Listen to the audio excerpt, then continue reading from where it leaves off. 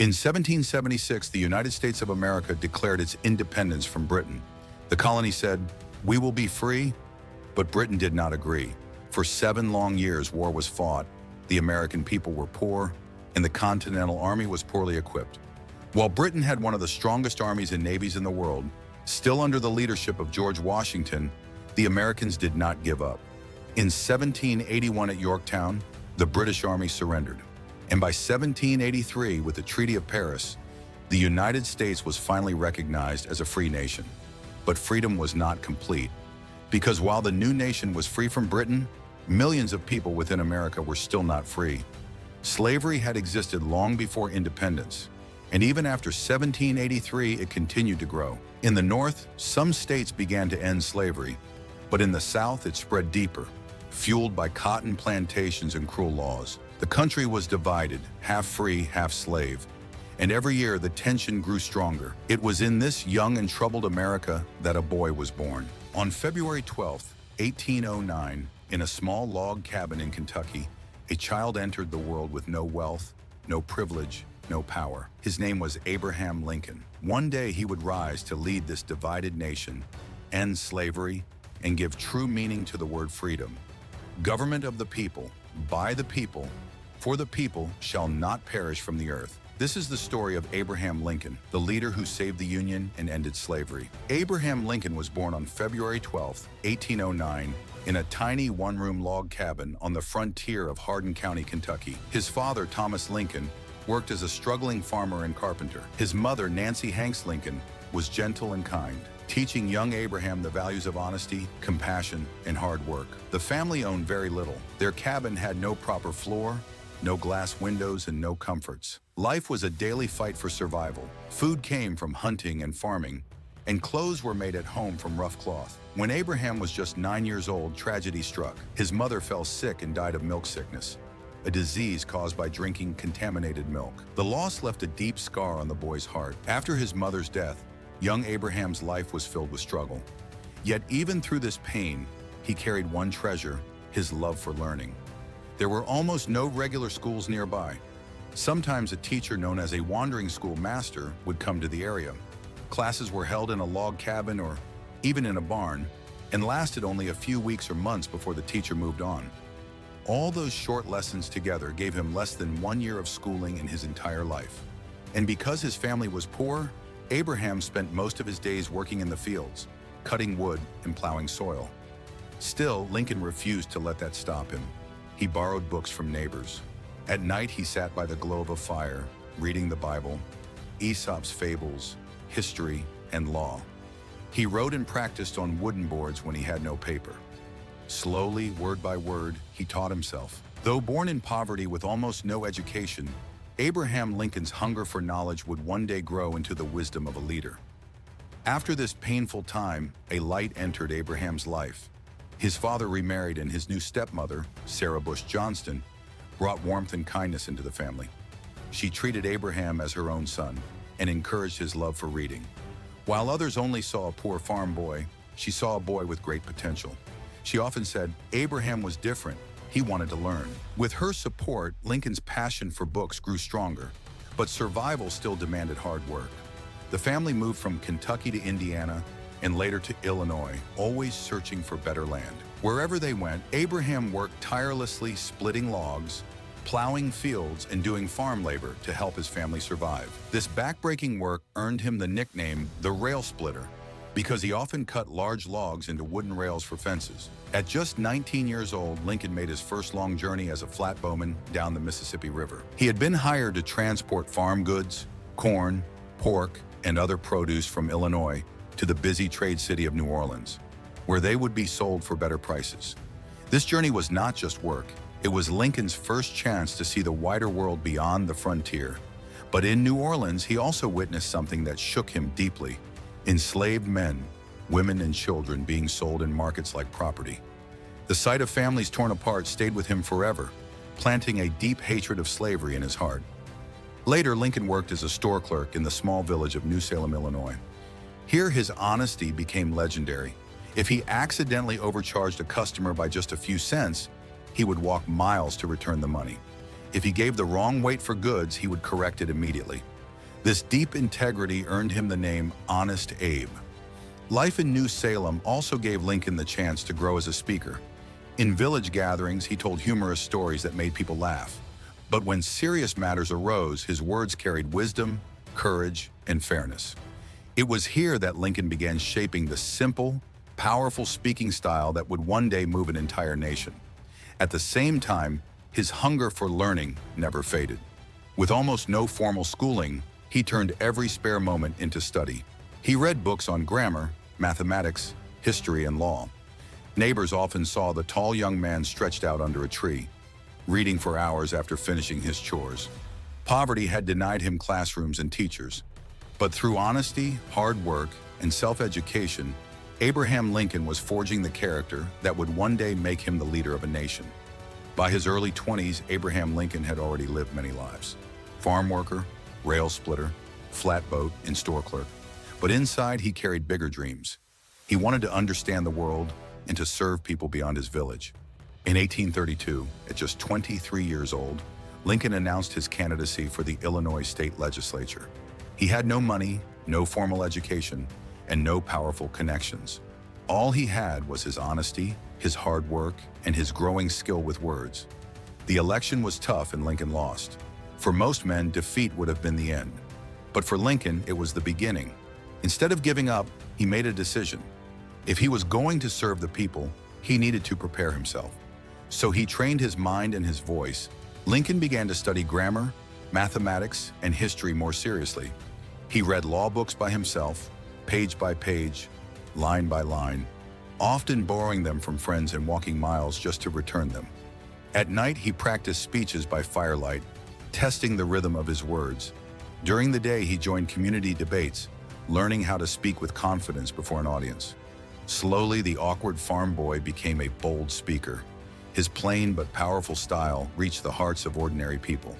His ability to tell stories, use humor, and speak with honesty made him stand out. By 1834, Lincoln tried again, and this time the people elected him to the Illinois House of Representatives. He would serve 4 terms from 1834 to 1842. As a legislator, Lincoln worked for the people. He supported building roads, bridges, and canals so farmers could move crops and goods more easily. He spoke in favor of education, believing schools should be open to all children, not only the rich. And though it was risky in those years, he spoke against slavery, calling it unjust and dangerous for the nation's future. Above all, he was respected for his honesty and fairness. Even opponents admitted that Lincoln argued with reason, not anger. At the same time, he officially began his law career. Lincoln had never gone to college, but in those days that was not required. Instead, he read law, studying legal books on his own and under the guidance of local lawyers. He taught himself by rewriting complicated legal passages into simple words until he truly understood them. After years of self-study, he took the Illinois bar exam in 1836 and passed. Abraham Lincoln was now a licensed lawyer. Soon he gained respect in court for his clear arguments, fairness, and integrity. He wasn't just fighting cases to win, he was fighting for justice. Still, his hunger for public service did not fade. In 1838, he tried to become Speaker of the Illinois House, but lost. In 1843, he sought a seat in the U.S. House of Representatives, but lost again. In 1846, he tried once more, and this time he won. Lincoln served 1 term in Congress from 1847 to 1849, where he spoke out against the Mexican-American War and took a firm stance against the spread of slavery. But when he sought re-election in 1848, he was defeated. These years of failure, study, and persistence transformed Lincoln. He was no longer just a rail splitter or a store clerk. He was becoming a man of law, a man of words, and a man of the people, a leader in the making. By the 1850s, Abraham Lincoln was a well-respected lawyer in Illinois, but America itself was breaking apart. The country was divided between North and South, between states that opposed slavery and states that defended it. Every new territory that wanted to join the Union raised the same burning question: would it be free or slave? In 1854, Congress passed the Kansas-Nebraska Act. It allowed the people of new territories to decide for themselves whether to allow slavery. To Lincoln, this was dangerous. It opened the door for slavery to spread across the nation. The act pulled Lincoln back into politics with new fire. He gave powerful speeches warning that slavery was not only unjust, but a threat to America's survival. In one of his most famous lines, he declared, "A house divided against itself cannot stand." He warned that the United States could not last forever, half free and half slave. Many agreed with him, others were furious, but no one could ignore him anymore.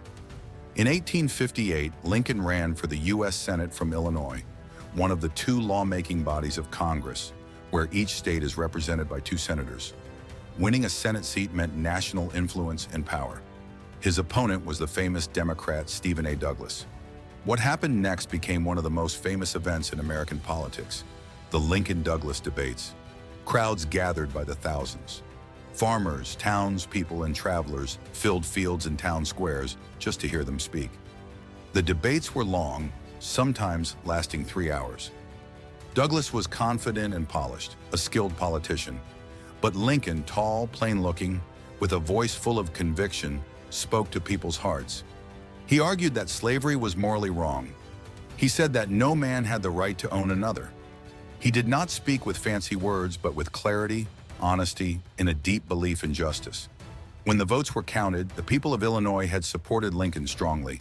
But in those days, senators were not chosen directly by the people. They were chosen by the state legislature, and because the Illinois legislature had more Democrats than Republicans, they gave the seat to Stephen Douglas. So Lincoln was defeated. But the debates made him a national figure. Newspapers across the country published his speeches. People who had never heard his name before now spoke of him as a man of wisdom and courage.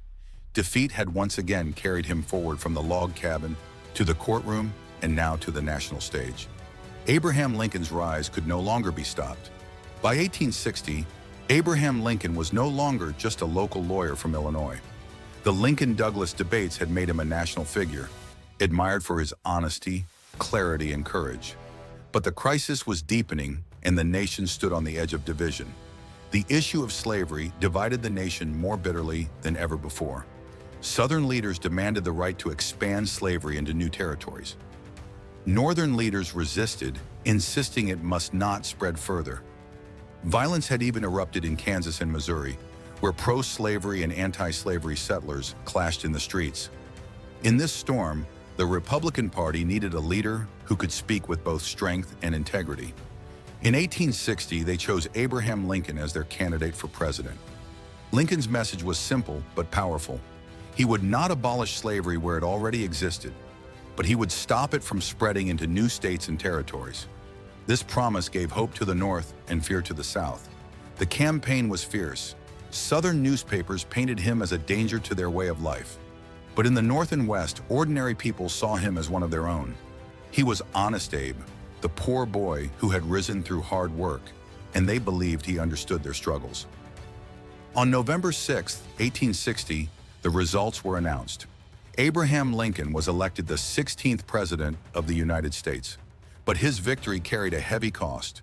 Lincoln won with strong support from the North and West, yet not a single Southern state voted for him. To the South, his election meant their voice no longer mattered. One by one, Southern states declared they would secede, leaving the Union and forming their own country. By the time Lincoln took the oath of office in March 1861, 7 states had already broken away to create the Confederate States of America. More would soon follow. In his inaugural address, Lincoln pleaded for unity. "We are not enemies, but friends. We must not be enemies." But his words could not stop the storm. On April 12, 1861, Confederate cannons opened fire on Fort Sumter in South Carolina. The fort was still held by U.S. soldiers. Even though South Carolina had left the Union, the Confederates demanded that the soldiers leave, but Lincoln refused to surrender the fort. When he tried to send supplies, Southern forces saw it as a challenge, so they attacked, firing for more than a day until the fort fell. The Civil War had begun. The poor boy from a log cabin was now president. He had hoped to heal and unite, but history called him to guide a nation through its darkest trial. The Civil War was unlike anything America had ever seen. Brother fought against brother, neighbor against neighbor. The nation was torn in two. the Union in the North and the Confederacy in the South. At the center of it all stood Abraham Lincoln, a president with almost no military experience. Yet now he was the commander-in-chief of a war that would decide the very survival of the United States. In the beginning, the Union Army suffered defeat after defeat. Lincoln faced generals who were slow, cautious, or unwilling to fight. He grew frustrated, often saying, "If General Millen does not want to use the army, I would like to borrow it for a while." The war dragged on, costing thousands of lives. Casualties mounted at places like Bull Run, Shiloh, and Antietam. Critics called Lincoln weak and unfit. Even members of his own cabinet doubted him. But Lincoln refused to give up. He spent long nights in the War Department, reading telegraphs from the battlefield, studying maps, and pushing his generals to act. More than strategy, he carried the weight of sorrow. He visited hospitals to comfort wounded soldiers. He wrote letters to grieving families, and in the quiet of the White House, he mourned the deaths of thousands as if each one were his own child.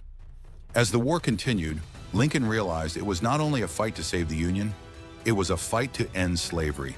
On January 1st, 1863, he signed the Emancipation Proclamation. With one stroke of the pen, he declared that all enslaved people in the Confederate States were free. The proclamation did not end slavery everywhere, but it changed the very purpose of the war. Now the Union fought not only to preserve the nation, but to bring freedom to millions who had been denied it for generations. The road ahead was still long and bloody. The battles of Gettysburg, Vicksburg, and many more lay before him. But Abraham Lincoln had given the war a new meaning, a struggle for liberty and human dignity. The poor boy from the log cabin was now the leader of a nation in its darkest hour, guiding it with courage, compassion, and an unshakable belief in justice. By mid-1863, the Civil War had already claimed hundreds of thousands of lives. The nation was bleeding, and the outcome was still uncertain. But in the summer of that year, two great victories gave the Union new hope. In the West, Union forces under General Ulysses Grant captured Vicksburg, Mississippi. This gave the Union control of the Mississippi River, splitting the Confederacy in two. At the same time in the East, Union and Confederate armies clashed in a small town in Pennsylvania, Gettysburg. For 3 days from July 1st to July 3rd, 1863, the fields ran red with blood. More than 50,000 soldiers were killed, wounded, or missing. It was the largest battle ever fought in North America. When the smoke cleared, the Union had won. The Confederate Army retreated, never again able to launch a major invasion of the North. Gettysburg was the turning point of the war. Months later, on November 19, 1863, Abraham Lincoln traveled to Gettysburg to dedicate a cemetery for the fallen soldiers. The main speaker that day talked for 2 hours. Lincoln then rose to speak. He spoke for only 2 minutes, but his words became immortal. 87 years ago, our fathers brought forth on this continent a new nation conceived in liberty and dedicated to the proposition that all men are created equal, that this nation under God shall have a new birth of freedom, and that government of the people, by the people, for the people, shall not perish from the earth. The Gettysburg Address was more than a speech. It was a promise. Lincoln reminded America that the war was not only about saving the Union, it was about giving the nation a new birth of freedom. He transformed the sacrifice of the fallen into a vision for the future, a country where liberty and equality would survive forever. From that moment, the Union cause was reborn. The war was still far from over. But Lincoln's words lit a fire of hope that carried soldiers and citizens through the darkest days ahead. By 1864, the Civil War had dragged on for more than 3 years. The Union had won key victories, but the bloodshed seemed endless. Families grieved, towns were shattered, and hope was fading. As the presidential election approached, many doubted Lincoln could win again. War-weary Americans were losing patience. Some wanted peace, even if it meant letting the South keep slavery. But in the summer of 1864, everything changed. Union General William Tecumseh Sherman captured Atlanta, Georgia, striking at the heart of the Confederacy. This victory gave the North renewed confidence, and with it, Lincoln's re-election. On November 8, 1864, Abraham Lincoln was elected to a second term as president. It was a powerful message. The people still trusted him to finish the fight. In his second inauguration, Lincoln spoke not with triumph, but with humility. He urged Americans to heal, to forgive, and to rebuild the nation with compassion rather than hatred. Just weeks later, the war finally drew to an end. On April 9, 1865, Confederate General Robert E. Lee, commander of the South's strongest army, surrendered to Union General Ulysses Grant, commander of the Union armies at Appomattox Courthouse, Virginia. After 4 long years and more than 600,000 dead, the Union was saved. Slavery was abolished forever by the 13th Amendment to the Constitution. The nation celebrated. Church bells rang, crowds cheered, and for the first time in years, Americans dreamed of peace. But Abraham Lincoln would not live to see that peace. Just 5 days after Lee's surrender, on the night of April 14, 1865, Lincoln attended a play at Ford's Theater in Washington, D.C. There, an actor and Confederate sympathizer, John Wilkes Booth, slipped into his box and fired a single bullet into the president's head. Lincoln was carried across the street where doctors tried desperately to save him. But at 7:22 a.m. on April 15, 1865, Abraham Lincoln breathed his last. The man who had risen from a log cabin to the White House, who had saved the Union and freed the slaves, was gone. Crowds wept in the streets, rich and poor. Soldiers and citizens all mourned the man who had carried them through the nation's darkest hour. The death of Abraham Lincoln was not the end of his story. It was the beginning of his legend. He had saved the Union. He had ended slavery. He had shown that one man born in poverty could rise to greatness through honesty and courage. Today, his words still echo. Government of the people, by the people, for the people, shall not perish from the earth. Abraham Lincoln remains not just a president, but a symbol of freedom, equality, and hope for the world. If you like this video, please give it a thumbs up and share it with others who love history.